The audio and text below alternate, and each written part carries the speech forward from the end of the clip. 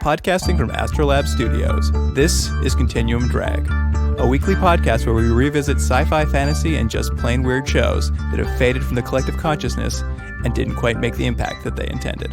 This week, Almost Human, episodes 9 and 7. Anybody recognize that head? That's impossible. It can't be. You sure? Positive. It's an XRN. What's it doing in our evidence locker? Sorry, I don't follow. What is an XR? I thought we destroyed it. Destroyed what? The body was destroyed. The head's been in our evidence locker for 2 years. So someone programmed a bot to commit a crime, get taken out, and end up in our evidence locker to steal that head? Exactly. This was no random crime. Welcome to Continuum Drag, the podcast hosted by a pair of partners, one a cool guy and one a robot. But which is which?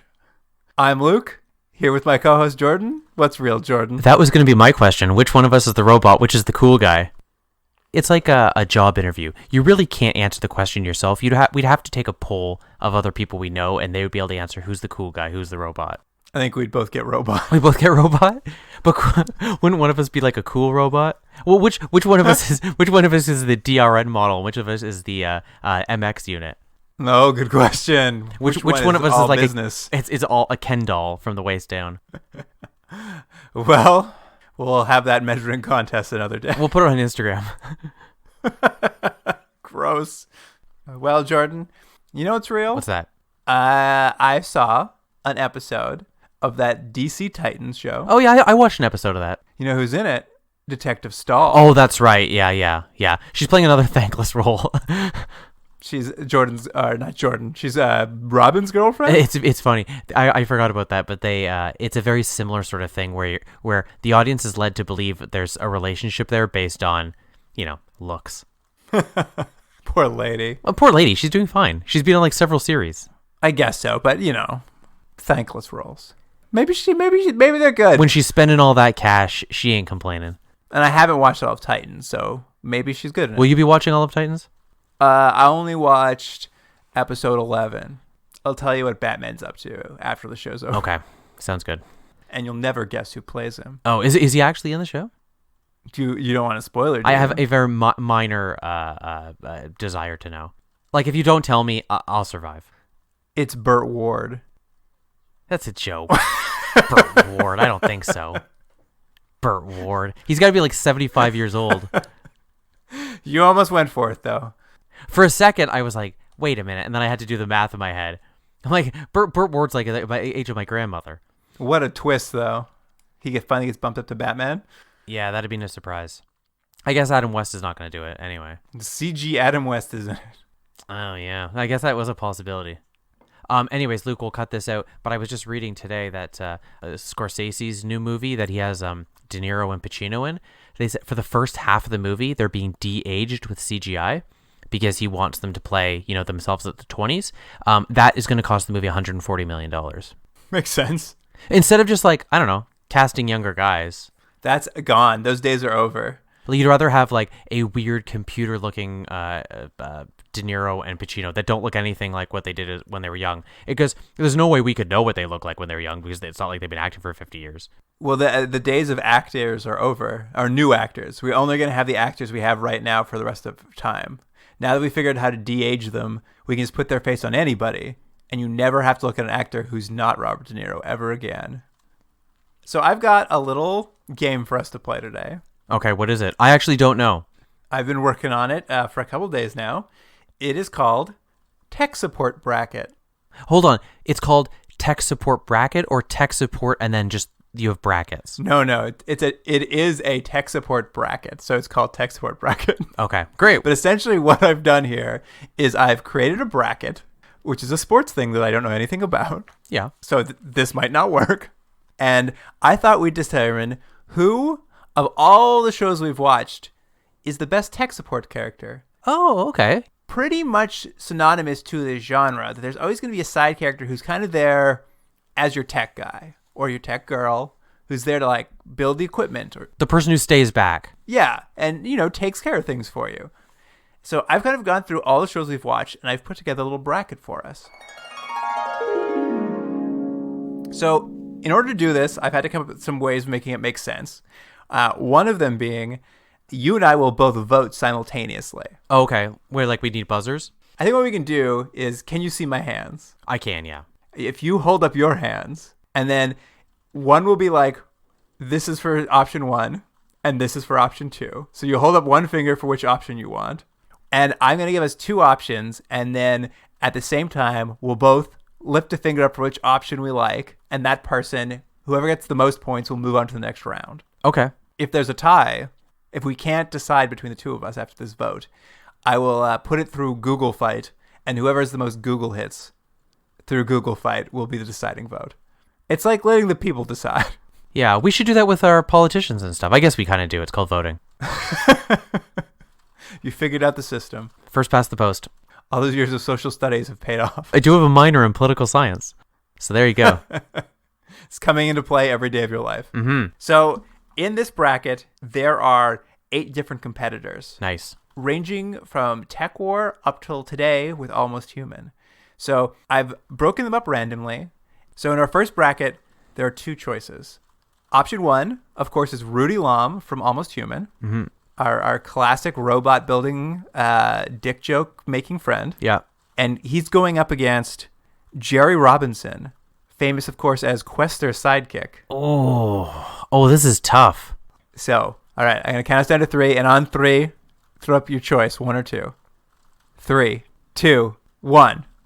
Oh, that's 2 votes for Jerry Robinson. No, I feel bad because I like Rudy, but it's a longer topic, which, if we had a podcast, we could discuss it at longer lengths, but I feel like he's a great character that's sort of hindered with, they only want to use him for dick jokes, whereas he could be a lot more interesting a character. So I got to give it to Jerry Robinson. Well, good thing we don't have a podcast to talk about it on, and we can just move on. Exactly. All right, Jordan. Bracket 2. Are you ready? I am. Option 1, Nova Thorpe, the sister of the lead character in Warlord Battle for the Galaxy. Oh, I'm glad you told me because I couldn't remember who that was. She was a little girl who was quite the genius. Yeah, she loved her pet rock. I believe it was a biocrystal. Right, yeah. It was a biocrystal, that's true. And she bought it from the guy from Gremlins. Good times. Yeah, rest in peace. He just passed away. That's true.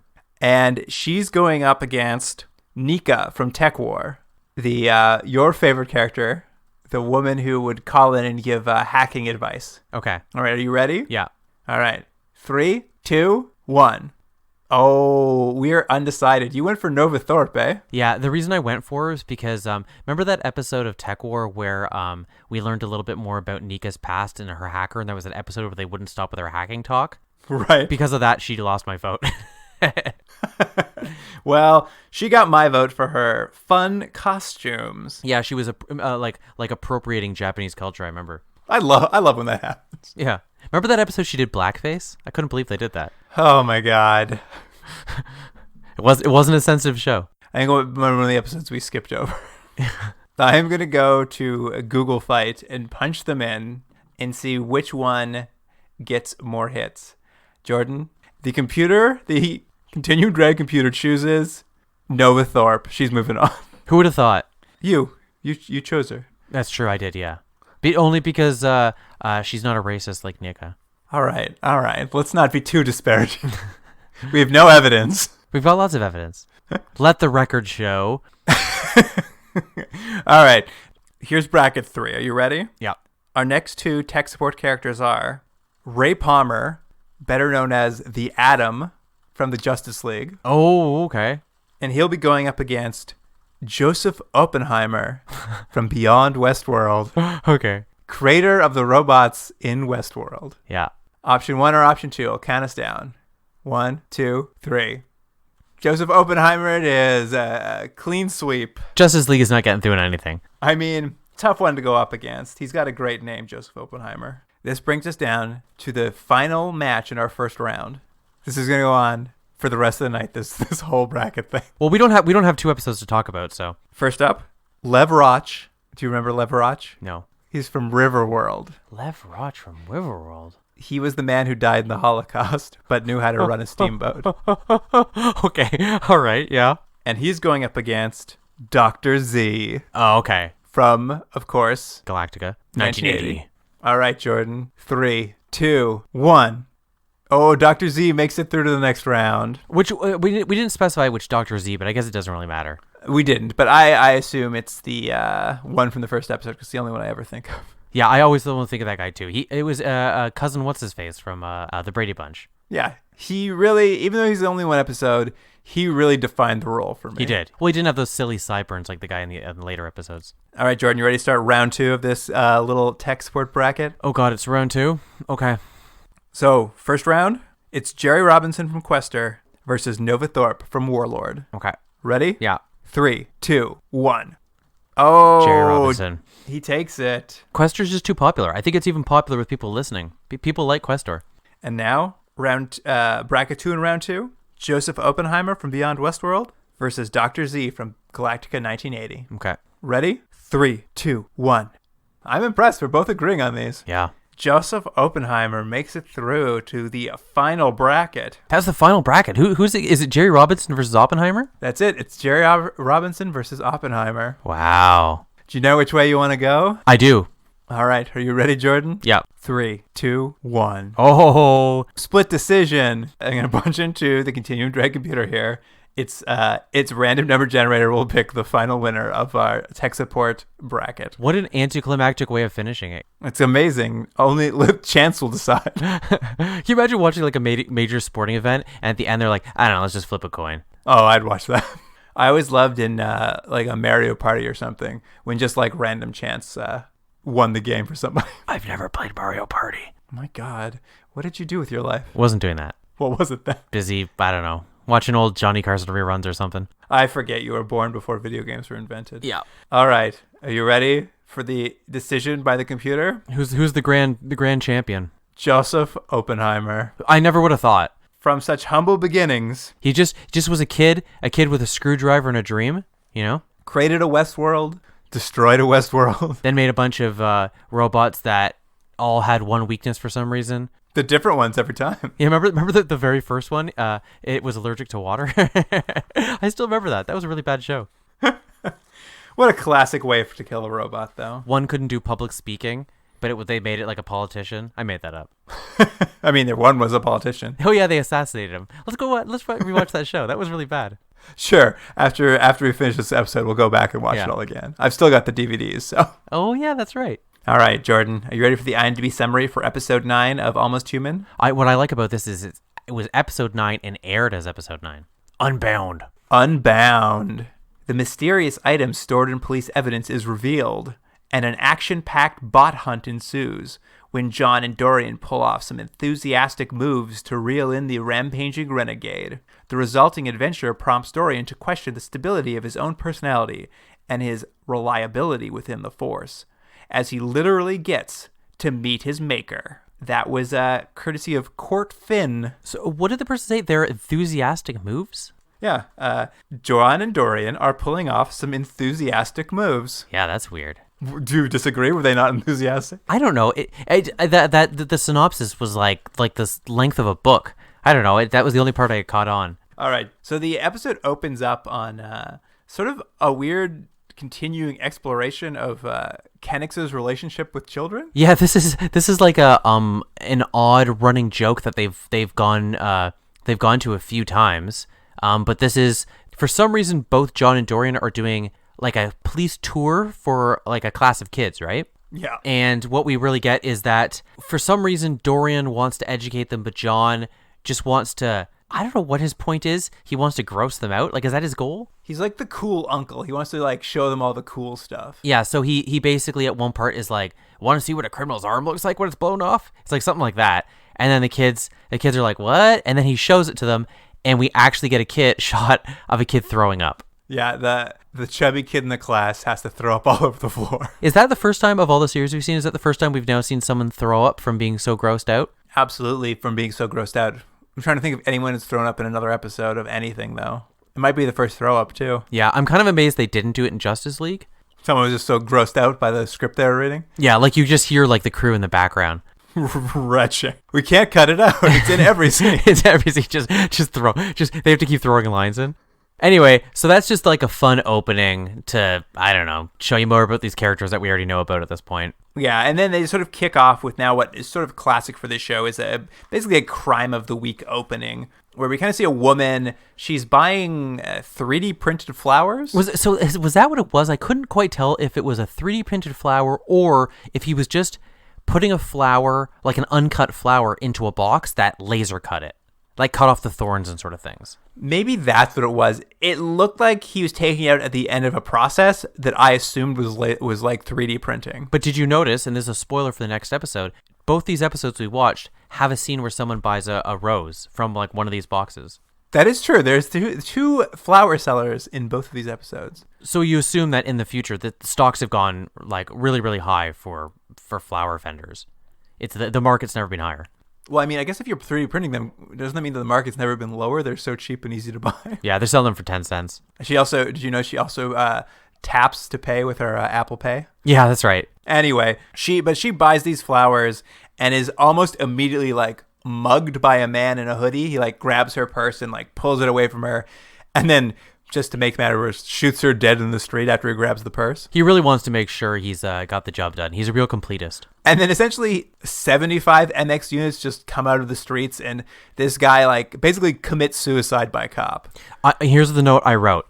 This better not be one of those plots where the person wants to be caught. I hate that plot. But let me tell you, that's exactly what the plot of this episode is. Of course it is. But I mean, the big reveal, though, is it's not a man.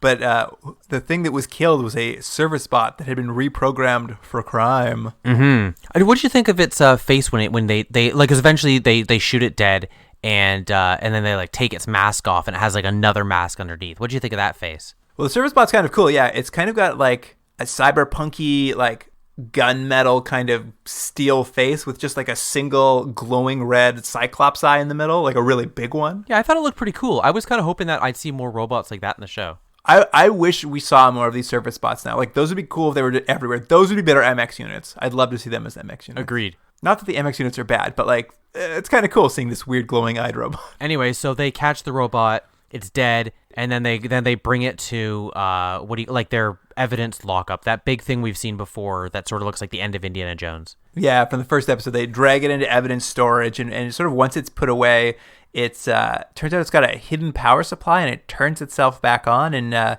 begins walking around the evidence room. It's first gathers weapons, loaded weapons that are just hanging around the evidence room, which bad storage. Bad storage, but a good plan. Good plan. And then it tracks down that head in a box we saw in the first episode that the Syndicate was after. Mm-hmm. We never really got any closure on. And I guess it begs the question how these robots work exactly, because I was a little surprised with this, but it sort of takes its own head off and then is able to put the head from in the box on its body. So its main processing units are not in the head then. I thought the same thing. This is a real nerdy note, but you assume the main, whatever its brain is, whatever its operating system is not located in the head, because it takes the head off, puts on the head of this woman robot. But later on, as of course, she decides she needs the proper body, so she removes that body and puts on, the female body. But then it's like, is the processor now in her brain? But it's one of those things where it's like, don't worry about it. It doesn't matter. It's just cool that the robot puts itself together. Yeah. Maybe the body just has just enough intelligence to like do a head transfer.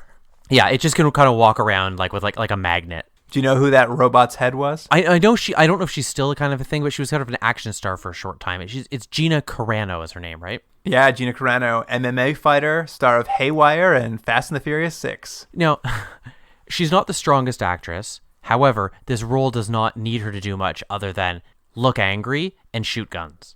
She was a great get for this show. Yeah, I don't really know much about her. I know who she is, but I don't really, know her oeuvre as well as you do. Oh, well, I love Haywire. It's a great movie. And I liked her in this. I actually thought she was great. And this role, and I was like, oh, good get for a robot murderer.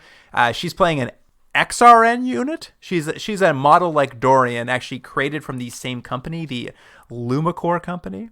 They created the DRNs, and then once the DRNs were decommissioned, they tried to save the company by creating this XRN, which is going to be a soldier bot. Basically, the DRNs were a bit of an embarrassment for this company because of the issues they had with their emotional problems. So they made these military ones, similar sort of issue, except for this one sort of went berserk and killed a whole bunch of people. So that model will shut down too, and essentially destroyed that company. Yeah, the XRN was the only one made, this one woman.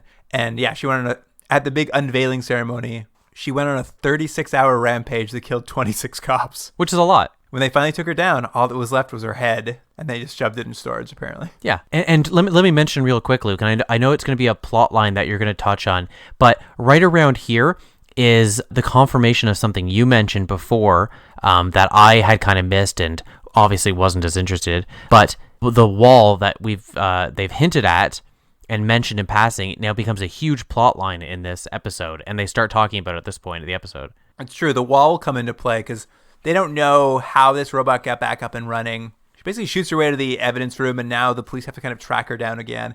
And as they're like running through the variables about like who could do this, who could build a service bot to do this, they sort of posit like maybe someone from New Tokyo, but that's too far away. And then someone says, what if it was someone from the other side of the wall? And they're all like, that's impossible.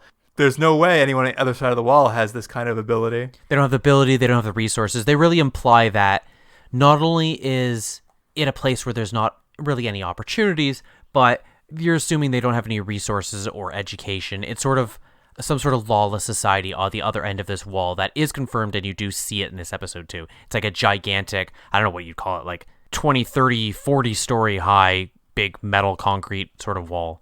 I mean, one of us has to say it, so I guess I'll do it. Yeah. It's a real Trump wall.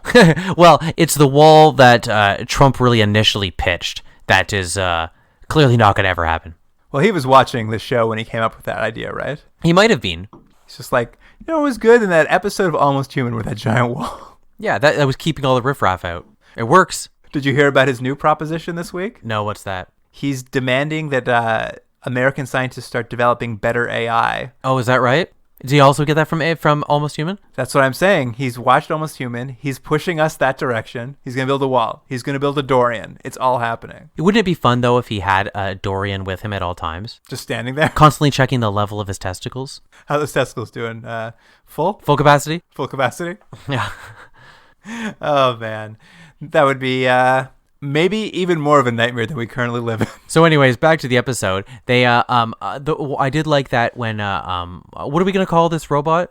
Well, she actually has a name we'll come to learn, and I believe it is, I wrote it down here, Danica. Oh, right, Danica. There's a lot of scenes of like kind of really showing that she's very ruthless and very methodical about her killing. Like she hails a cab, kills the cab driver, takes his car. She goes into an office, kills the people at the desk. Like there's a sort of, every time you see her for the next several scenes, that's basically what she's doing. And obviously you start learning she's got a plan as she's going. But the first thing she does is, as we mentioned, is she needs a new body. She needs a new body. But what I liked about this scene, in typical Almost Human fashion, they have her, of course, putting on, a now female, this sexy body, but she's wearing like a negligee.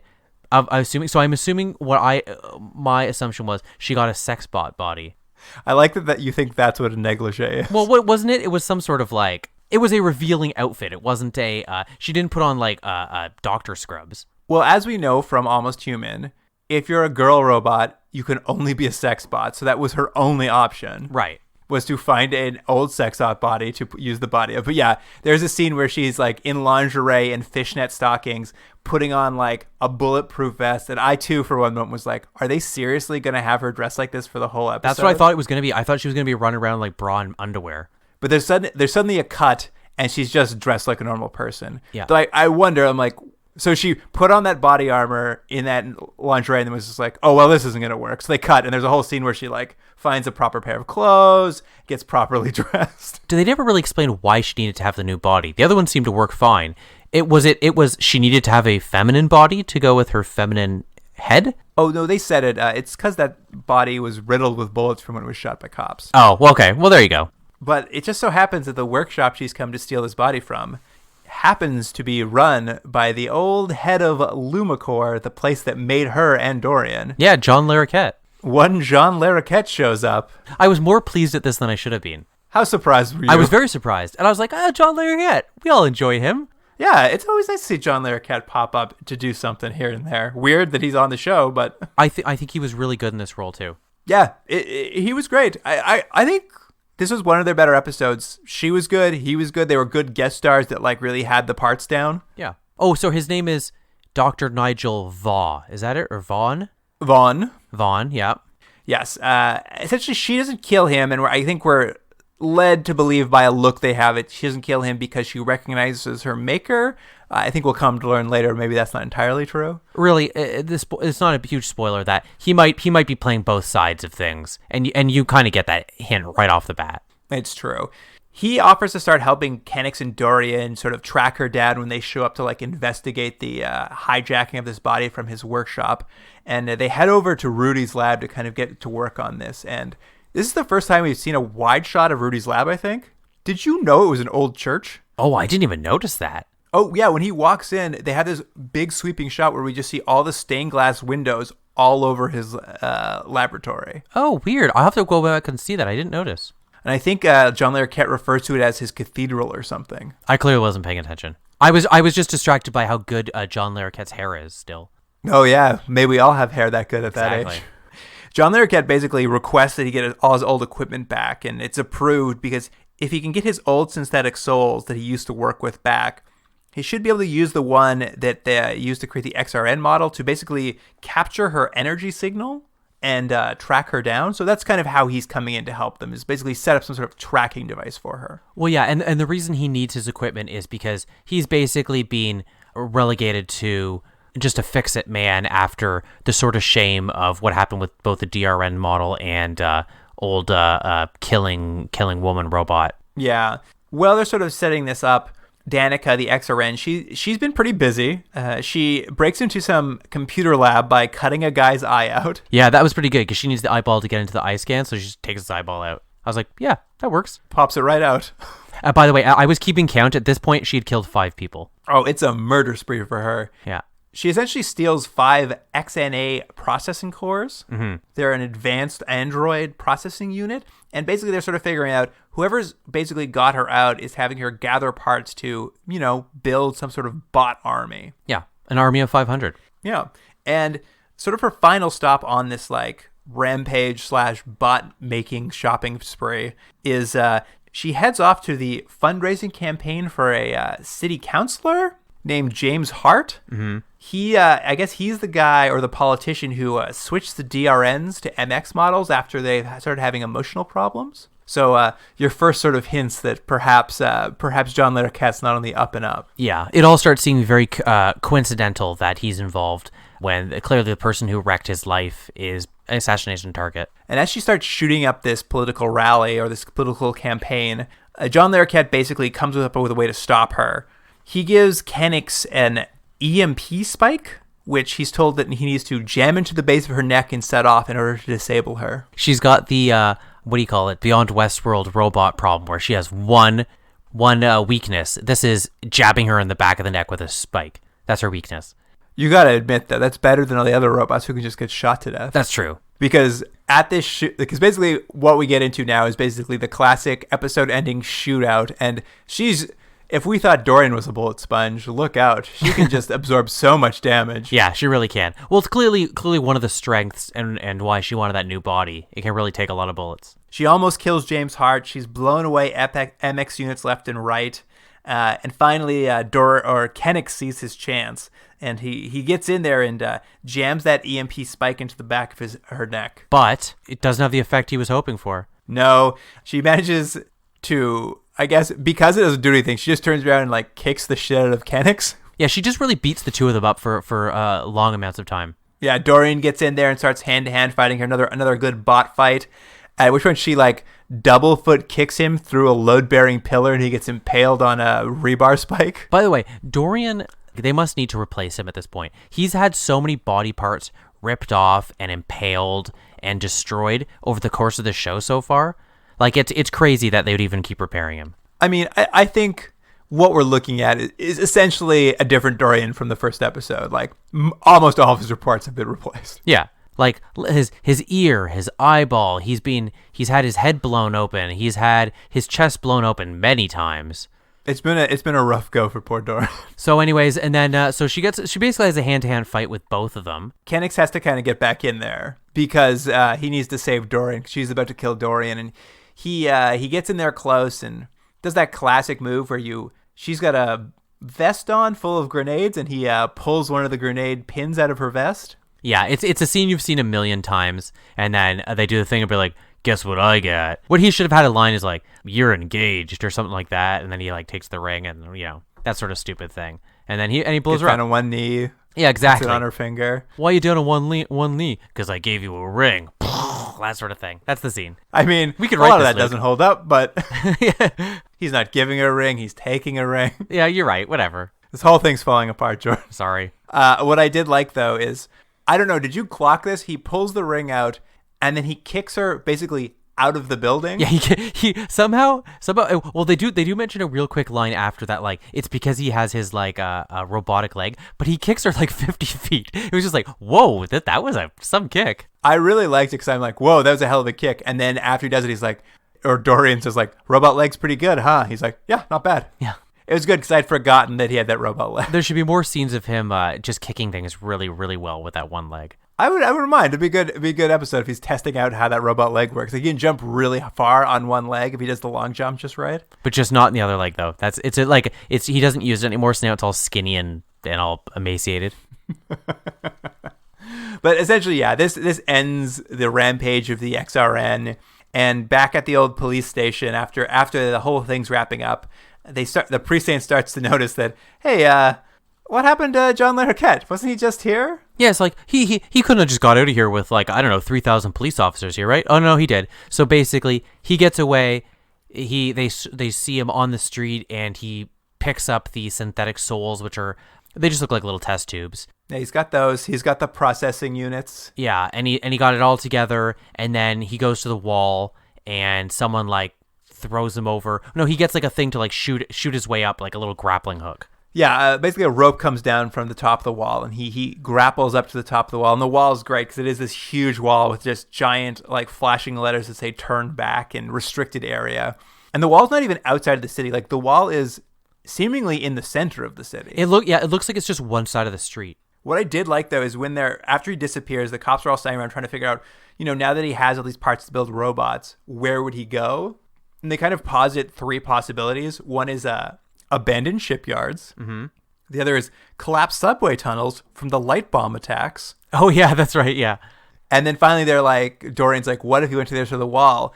And everyone is just like, no, that's impossible. Like, they all reject the idea outright. I know. When they say it, I'm like, well, that makes sense. He could go to the wall. But they make it sound that beyond the wall, it's so bad that that's such a ridiculous thing. Like, it's Mad Max over there. You don't want to go over there. Yeah, it's impossible he could have done that. But, I mean, that basically wraps up the episode. We finally get a little bit of this, like, season arc about what's up with his head in this evidence room, and it finally goes missing. Is John Larroquette working with the In Syndicate? I have no idea, but maybe one day we'll find out. Do you think we're ever going to see what's on the other side of that wall? I don't know. I don't know if we're going to find out if John Larroquette's working with his ex-girlfriend. I have no idea. My guess was that's a second season thing, and we're not going to see it. Well, we're close to the end now, so we'll find out shortly. But anyways, that's that episode. Should we get into episode 7? Yeah, Simon Says. Whoever put the bomb on Ramon Medina broadcast the whole incident live. Cybercrimes went back and found this on an unpatrolled area of the internet. Darknet. Yeah. I know there's a lot of disturbing video streaming there, but shouldn't someone be monitoring for murder? They are. They just can't keep up. And you think the person who put the cameras on this did it for attention? Not just attention, approval. This is about putting on a show and getting as many views as possible. You'd be surprised how many get off on this live violence. Should have seen the comments. They wanted this bomb to explode. It would take me at least 5 minutes to find the lead wire. How many viewers watched this? Went from 4 to hundreds to over 3,000. Detective Kennex and Dorian investigate Simon, a psychopathic killer who is strapping bombs to his victims' necks and broadcasting their final moments over the internet. Meanwhile, a power deficiency affects Dorian's energy level, causing him to have unexpected outbursts. That was courtesy of Carlo Smaggio. Carlos Nacho? Smaggio. Smaggio. Smago? J-O. Oh, J-O. That's Smaggio. I don't think that's a real name. You don't think so? No, I don't think Smaggio's a name. Well, name your kid that, and then it will be a real name. I think it's a nickname. Like, hey, Smaggio. Carlo Smaggio. Smaggio. So this episode starts with here's what you need to know. There's rolling blackouts in the city. It's going to be a plot point. I don't actually remember why. Why were there blackouts?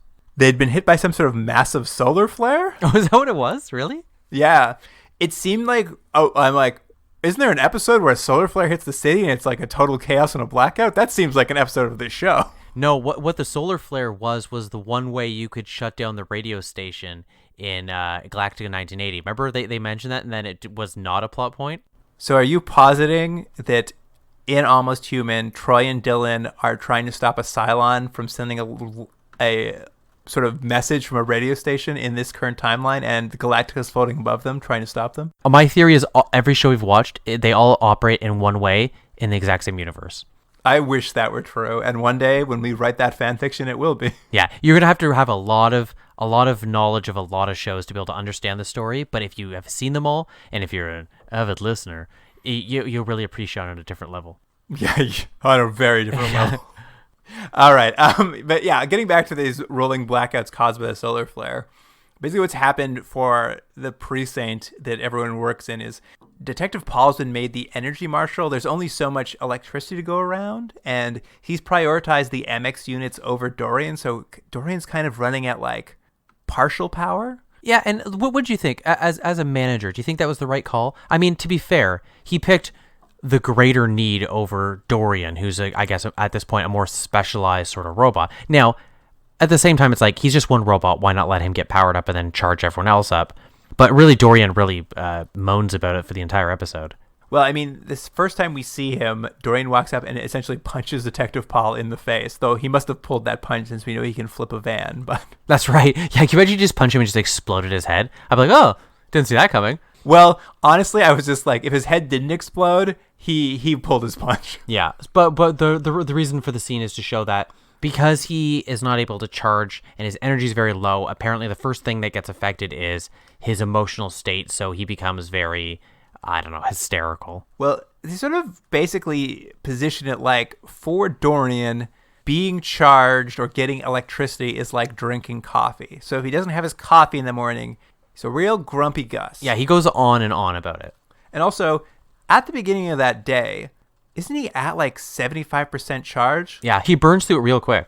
I mean, this happens a few times. Like, it'll bounce to his POV and it'll kind of like show an alert message popping up. And at one point, like, an alert popped up. It's like, you have 49% power. And I'm just like, if my phone complained to me every time it hit 49% power, I'd lose my mind. Like, you've got half a charge. That's more than enough. Well, that's what I mean. He punches the guy at 75%. 75%. He's already like going insane. And at one point, like Maldonado's like, "Is he okay?" And John's like, "Yeah, he'll be fine. Don't worry about it." I'd be like, he's not fine. He's clearly not fine. It's a weird like sub B plot that they have running through the episode. But really, as a responsible partner, he shouldn't be out there. Well, he asks Rudy about it. Even Dory or Kennex at some point is so concerned. He's like, "Should I be worried about how erratic he's becoming?"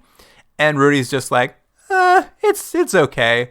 But I mean, this has to be why they were decommissioned, because this is insane. Yeah, you're right. This is a huge flaw to the machine. If that they lose a little bit of power and they become so emotionally unstable that they start just punching coworkers. You have to keep them above 80% charge. Yeah, and also become a pretty unbearable person. He really annoyed me during this episode.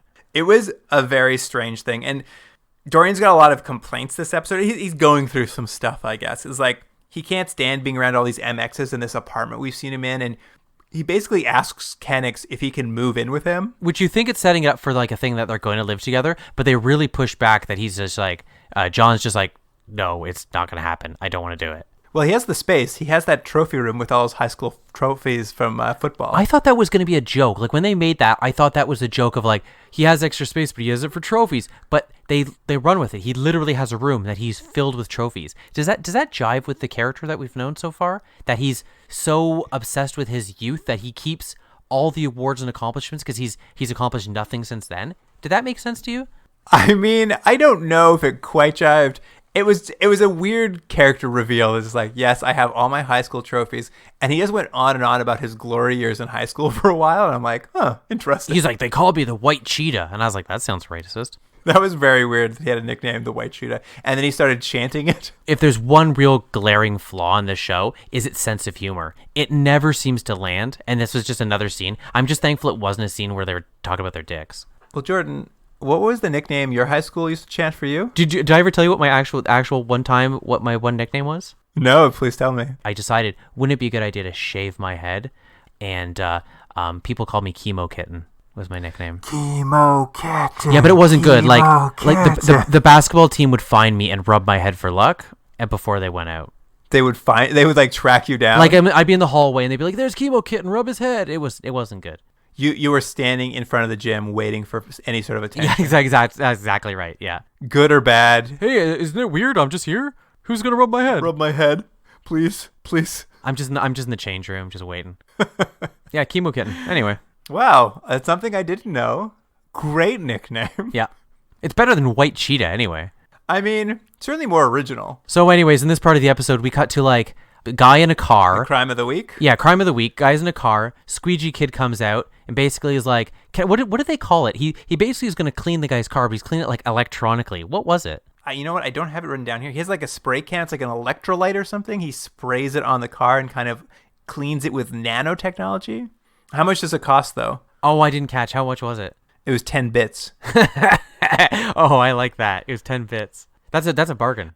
So what is the currency in this world? Is the currency Bitcoins? You know what? I thought at one point they used their thumb to pay for something, but I do realize that last night I just watched Back to the Future Part 2, and I'm mixing that up. So because they're both really accurate representations of the future. But I think Bitcoin is the way of the future. You were right, Luke. All that stock you put in it was well worth it. Jordan, one day I'll convince you that Bitcoin is the future. Something important. You're going to be buying those 3D roses like no one's business. I'm going to be at home reliving my days as Chemo Kitten. I mean, you'd be doing that anyway. Yeah, in my trophy room. all the trophies they made for you. Mm-hmm. Best head to rub. Yeah. So that Squeegee Kid charges 10 bits to wash your car. Do you know how much that is in Canadian dollars? How much is it? $47,000 to wash your car. Wow. So it's actually not a good price. Well, I don't know what inflation is at that point. It's true. Bitcoin has really dropped in the future. But he's not just cleaning the guy's car, is he, Luke? No, this is all a bit of a ploy. What he's got in that aerosol can is fentanyl oxide, which he sprays in the face of this bank loan officer who's driving the car. And when he wakes up, the bank loan officer realizes he's got a bomb strapped around his neck. Yeah, it's a game. The deadliest kind. There was a really brief window of time around when this show came out where pop culture loved the idea of a bomb around your neck. Because there's that movie, 30 Minutes or Less. There was actually another TV show at this time called Heist that did the same thing. And then a Colombian movie called PVC-1 came out around here too. Really? Where they're all like bomb around your neck movies.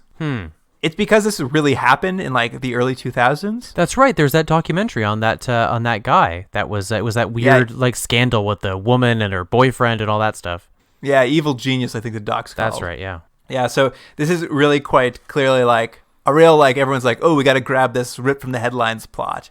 But this one has a bit of a twist. Yeah, it's a real takedown on society. This time, he's the bad guy, this mad bomber, is going to broadcast the whole thing on the dark web. No, but they don't say dark web. You know what they said? They said dark internet.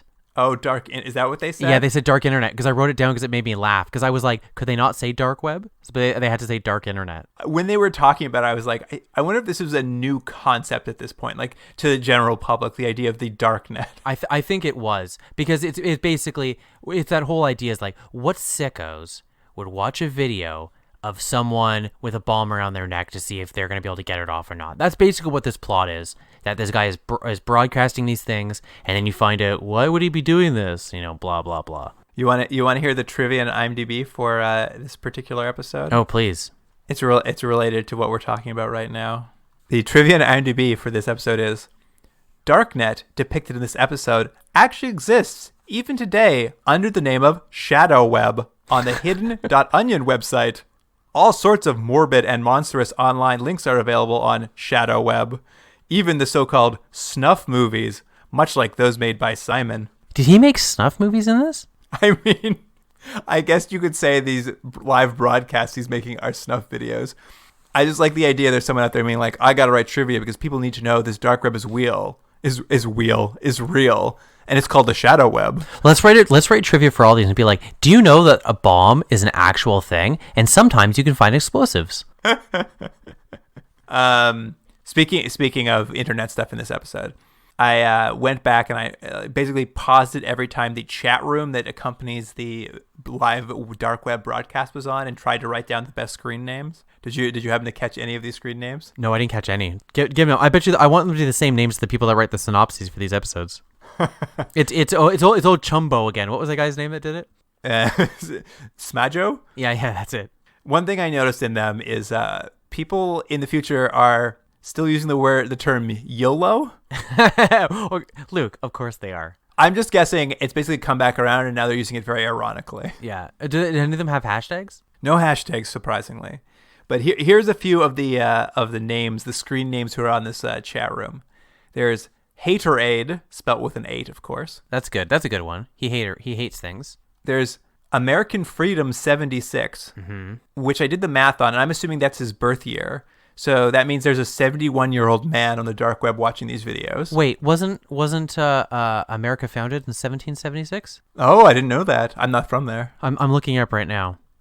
And America was founded 1776. I was right. You're a genius. Yeah, so there you go. That's why he's such a believer in the American dream that he's going back all the way to year 1. That poli-sci degree's paying off. Yeah, it's true. Finally. All right. Next up, Salmon Whisperer 1. Salmon Whisperer. That's funny. And then the only one of note that I also wrote down was some guy was watching this and his name was Movie Lover 2. He thought he was on a different type of different chat room. He stumbled in somewhere real weird. He's just like, I love movies. You guys, you want to talk about the reboot of, I don't know, Backdraft? Oh, Backdraft's getting redone in 2045? I assume so. Oh, that's good. The CG face of Robert De Niro is playing the lead. Yeah, that's right. Everyone's been CG'd much younger. Just keep the same actors. It'll all be fine. Anyway, yeah, so he basically has a game. He gives the banker these instructions. He wants them to go to the bank he works at and get 427,000 bits on a USB drive. And sort of the banker does all the stuff, and he's driving off to like get to the final destination so he can get this bomb taken off of him. And the call goes out that a bank's been robbed, so Kennex and Dorian end up in a car chase with him. Can I mention one thing? At one point, they're talking about trying to defuse the bomb, and they call in Rudy, and Rudy goes, "This bomb is very sophisticated." I don't think I've ever seen anything where a bomb has to be defused on a TV or movie or anything where the bomb is not sophisticated. Never once are they like, "This is a real rudimentary piece of crap." This one's an easy one. Yeah, this one's easy. It's just a little combination lock. But yeah, Dorian and Kennex pull over this guy with a bomb on his neck, and he's begging them to help him. And it's kind of fun because when they pull over his car, Dorian leans out and he shoots a gun, but it's got an EMP blast in it, and it kind of like disables the car. Yeah, it's the first time we've seen that technology. I mean, it's a useful technology for police officers that they could just stop car chases. I'm pretty sure though there's other parts in this show where they could have used that. Yeah, I don't know if they've had another car chases actually now that I think about it. Anyway, another cool piece of technology they have is when they kind of get him out and see how much time's left on the bomb. It's actually kind of funny. They're Dorian and Kennex are both looking at him. They're like, "Oh well, we can't help you. There's not enough time." And that was something I did like is I can't think of something where the people were just like, "Yeah, we're not gonna be able to defuse this bomb," and they just put a force field around him, and then the guy explodes. They drop this little puck and it like shoots a little circle force field around him, and they're very apologetic about it, but they're also pretty nonchalant about it. They're just like, "Well, I don't know what to tell you, man. You're dead." I actually thought that was pretty good because I think what they were doing was they were not escalating the situation. They didn't want him panic or anything. It was just like, there's nothing we could do. Here's the thing. We're really sorry. And before the guys even kind of realizes what's happening, he's already blown up. Yeah, he explodes so fast. This is really sets up that like he's taunting them, the evil mastermind villain who's streaming this. Yeah, they do a quick swing past Rudy's place because they EMP'd his car, but they're going to get the data recorder off of it recovered. While they're there, they do a quick scene where Rudy gives Dorian a quick electrical bolt or something. Like he's just like, "I'm going to give you this jolt of energy," which is basically like an espresso shot for you. Yeah. That is literally a line where they're like, "This is like an espresso shot." Yeah, because they need him to because he's been belly aching about his power for the entire episode at this point. This is just a way to get him up a little bit more. And while he's charging, Rudy tells Kennex a little bit of a sob story about how he's pretty lonely in this big old church he works out of. All he has are his robotic butterflies to keep him company.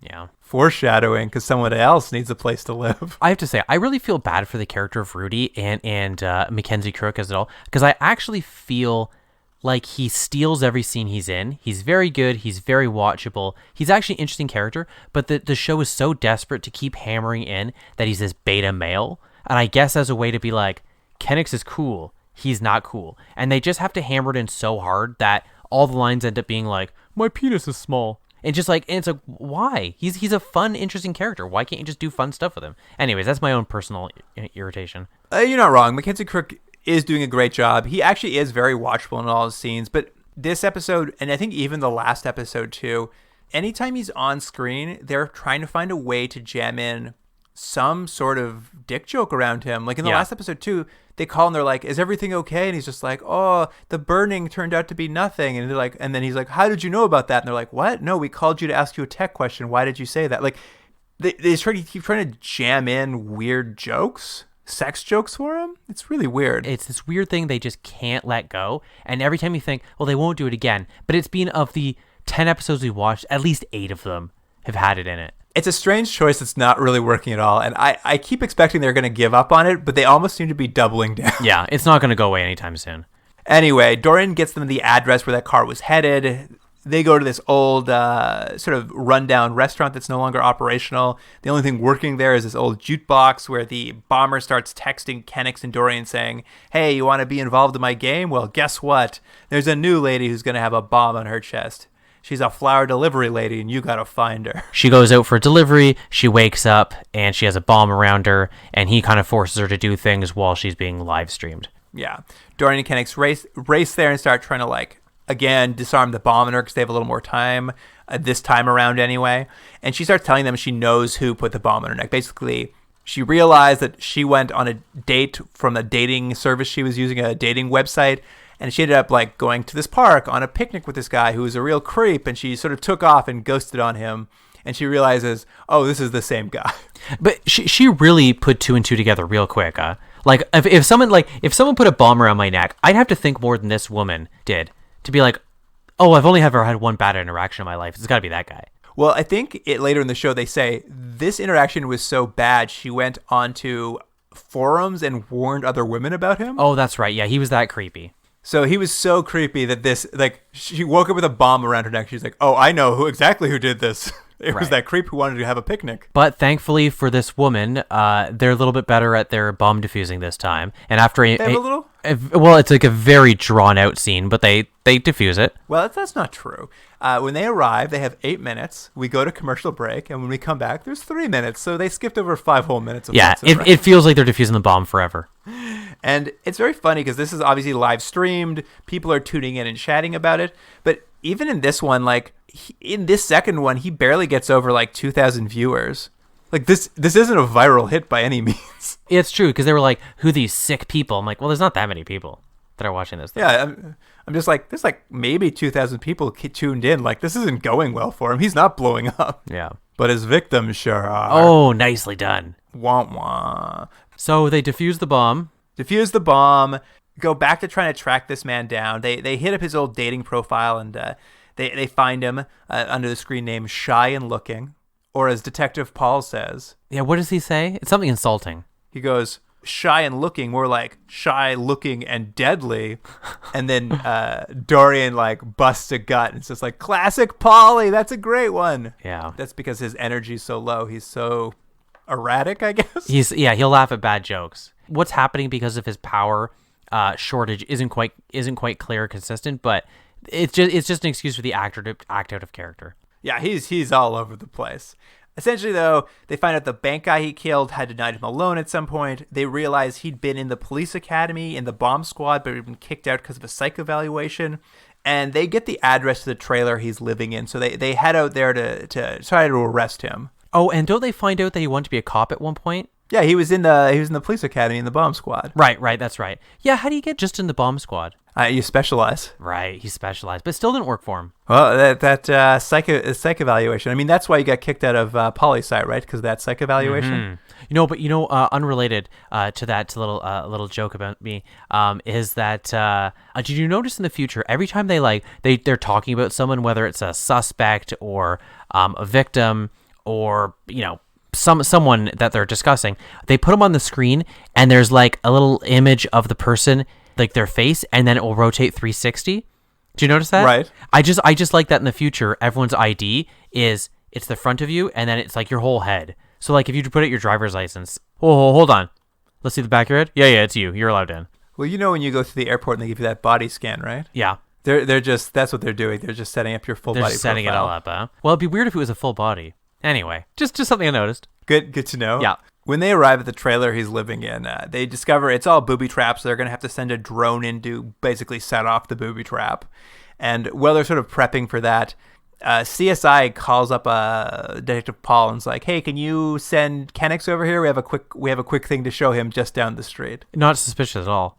But what we come to find out is this CSI call was actually from the bomber, and he gives Kennex a quick spray to the face while no one's looking. And next thing you know, Kennex is waking up on a park bench with a bomb around his neck. Can you believe it? He's now one of the people. I was kind of hoping, because there's a brief moment where they're like, what happened to him? We've got to track him down. And it looked like for a quick moment that Detective Paul and Dorian were going to have to team up.